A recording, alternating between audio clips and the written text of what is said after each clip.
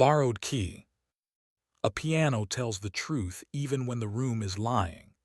The fallboard is a mirror that remembers every face that leaned in to check their hair.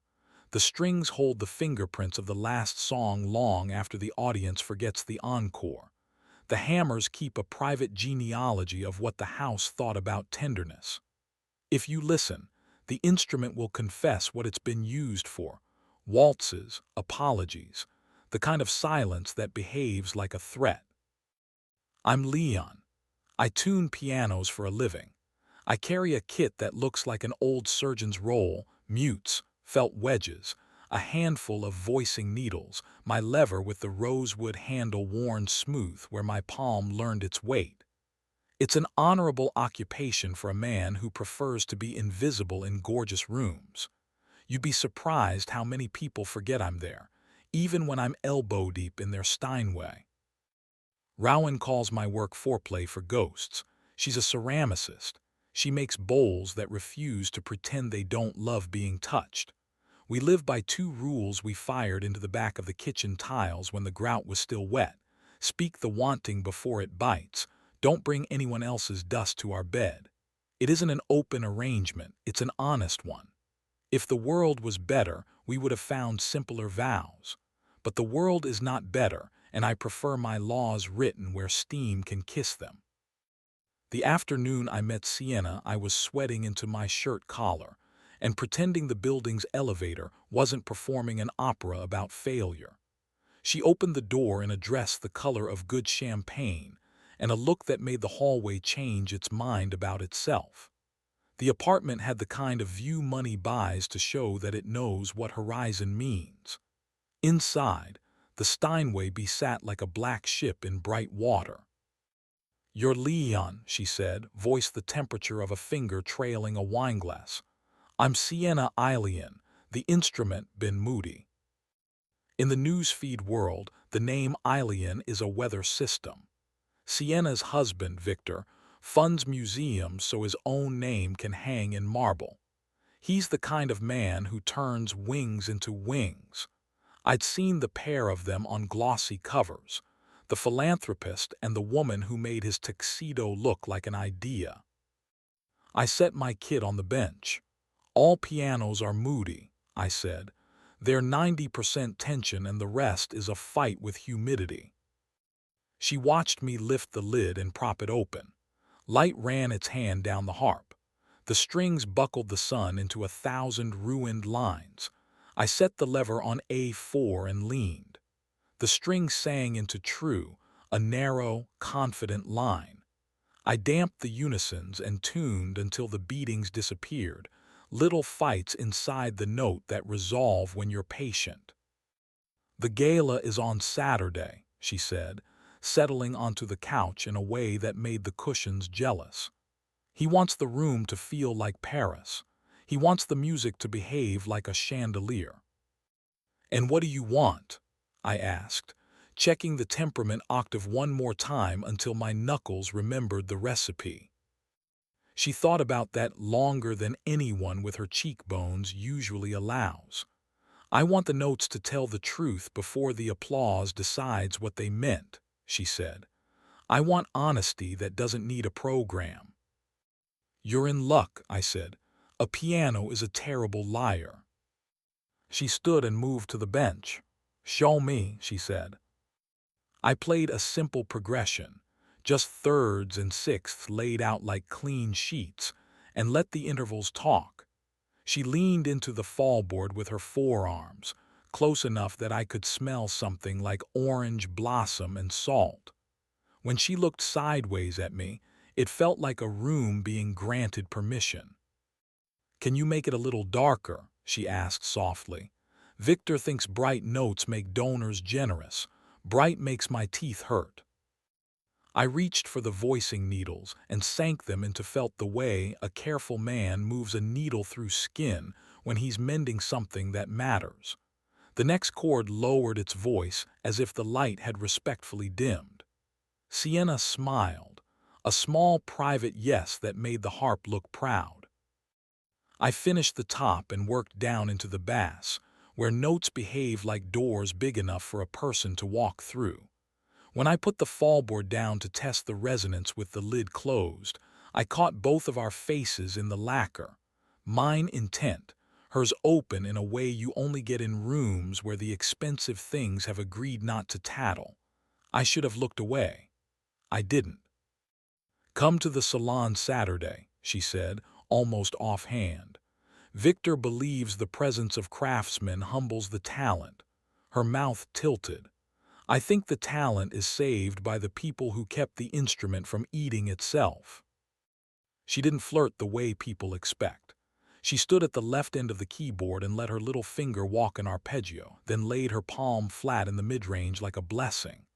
"There's one more thing," she said, not looking at me. "This piano has a sympathetic ring in the frame, a ghost note. When I press and hold this E silently, something else sings back." She did it. Something did sing back, a whisper 2 octaves below, the strings confessing through the air. "I like it," she said. "It reminds me the room is alive. Victor hates it. Could you teach me to make a ghost no one else hears?" "Sure," I said, keeping my voice ordinary. "Some secrets are just physics with better lighting." When I left the building, I texted Rowan on the sidewalk, because the tile rules itch if you ignore them. Before, a client who looks like she was cut from a magazine but speaks like she was cut from a song. I want to stand too close when she plays.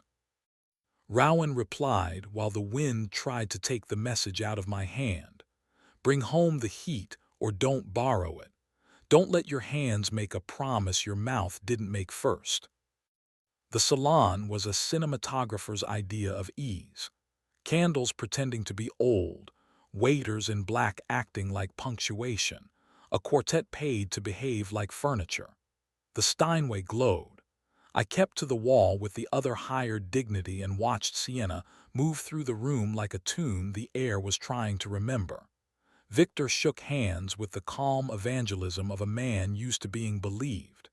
He looked past me the way men look past stairs they don't intend to climb. Sienna played a Debussy prelude and then she didn't, because it had become something that had borrowed Debussy and eloped. She used the sympathetic trick I'd shown her, and the floorboards hummed underfoot like a pleased cat. People leaned forward without knowing why. Victor smiled, all teeth and assurances, as if the good mood belonged to him. After, the guests wore their fondness for themselves like new coats. Sienna found her way to me beside the French windows. The city was spread out below, practicing its own reckless scales. "You came," she said. The way she said it, the verb belonged to both of us. "I wanted to hear what the piano sounds like when the room behaves," I said.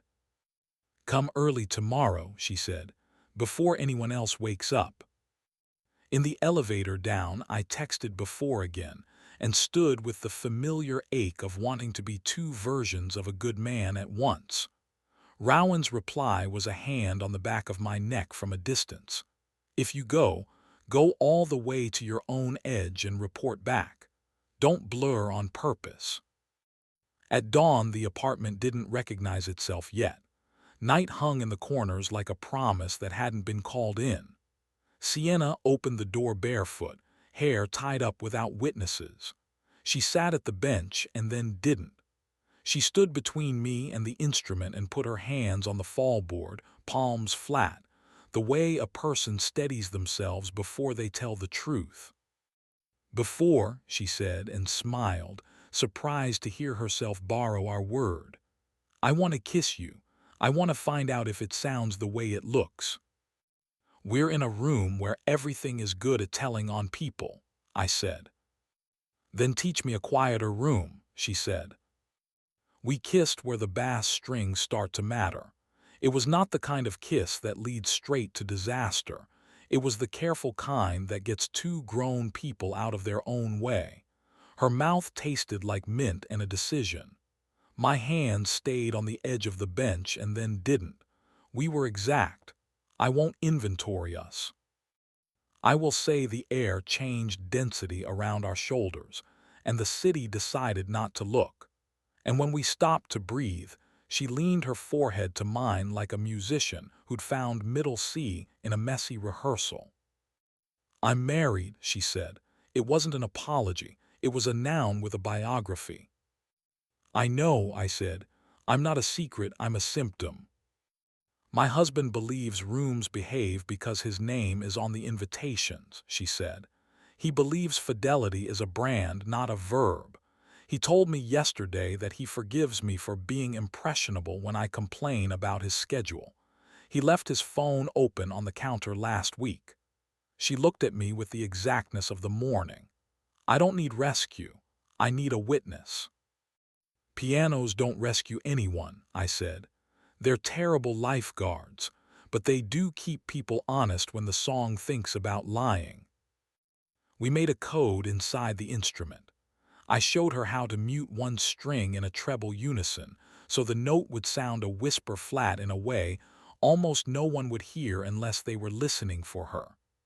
"If you play that note and hold it," I said, soft between us, "I'll know you're telling the truth in a room that doesn't want to hear it." She slid the felt in and out, learning the small mechanics of secrecy. Her fingers brushed mine, a rehearsal we didn't pretend was accidental. When I left, I took nothing but the pitch of her yes. I told Rowan everything that mattered and nothing that would turn our sheets into a notebook for other people's chapters. She made coffee like a secular prayer and sat on the counter in her oversized sweatshirt. "Don't humiliate her by making this smaller than it is," she said. "Don't humiliate us by pretending your heat is charity." "I can be careful," I said. "Be precise," she said. "Careful is the word cowards use." Victor arrived 2 days later with the kind of smile people wear when they plan to win by being delightful. "I hear my wife likes her piano darker," he said, strolling the perimeter like an admiral. "I prefer a brighter instrument." "It's her piano," I said, friendly the way a dog is friendly when it knows you're in its yard. "And the room." "She's very impressionable," he said. "You know how it is." "I do," I said. "I learned to impress metal bars until the strings agreed to be themselves. People are harder." He leaned in enough for me to count the money in his breath. "You'll invoice me," he said, "for whatever you did," meaning for whatever you didn't. "I'll invoice whoever hires me," I said. Something cold passed through the room like a draft. He smiled and left, and the door behaved like a relief. I tuned before the second salon with more devotion than a man should show a machine. Sienna wore a black dress with thin straps and the kind of back that made you think about the definition of shelter. When she played, I heard it, the slipped string in the treble, the note that leaned human, the little sorrow you have to earn. I was across the room and it still found my ribs. She looked at me during a rest and did not smile.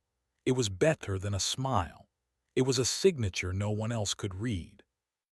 After the program, when applause was a blanket and then a weapon, Victor took the center of the room to thank everyone for tolerating so much beauty. Sienna stood beside him and did not nod in the places he expected. When the talking turned into coats, she disappeared. I found her in the hallway where the good light was, shoulders against the wall, the instrument's echo still living in her arms. We didn't touch. We didn't need to. "I'm moving out," she said. "No speeches." I told him. He threw things with his voice. He told me I was small enough to be contained if he closed the right doors. "You don't fit in doors," I said. "You bend them." "You won't be my lawsuit," she said, a flicker of humor in the bruised place. "But I might borrow your ear." "That's already yours," I said. "You tuned it." She kissed me once, clean and fierce, the kind of kiss the body keeps in a drawer and takes out during storms. She left before the elevator finished deciding what kind of day it was. Victor tried to hire me twice more. the way men do when they think money is a bolt they can thread into any hole. I declined with the polite stubbornness that keeps my tools sharp. He left a rumor in my wake that I'd overcharged or underperformed, whichever version fit the room. The rooms I work in don't take rumors seriously when the notes hold. Sienna sent me one message the week she moved, a photo of the Steinway in a smaller apartment where the windows left fingerprints on the floor. The fallboard was up, my little felt wedge in its place by middle C like a tiny flag. I kept the ghost, she wrote. When I play the note, the room remembers me. That's enough. Rowan and I listened to rain sawing at the city while the kettle learned to be useful. She put clay under my nails the way she does when I'm too much in my head. So, she asked. So I wanted a lot and didn't ask for more than the room owed me, I said. I loved the sound we made. I loved the table we eat at more. That's the trick, she said. Let your mouth keep up with your hands.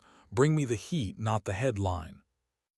At the end of the day, I fold the felt wedges into their pouch like good dogs and settle my lever in its nest. I close the lids on instruments that can't sleep with their eyes open. I leave a penny on the top octave sometimes, to hear it skitter when the resonance catches, a private joke with physics. On the walk home, I listen to buses hit potholes like bad snare drums and watch couples argue with their hands. The city is out of tune in 1,000 honest ways. I love it for that. A piano that's been cared for will hum when you walk past it, even if you don't touch it. It's a fidelity of a different kind, the instrument wanting you back because you handled its tension without pretending you were above it. People are the same. What we keep, what we let go. Where we set the lever and how we lean.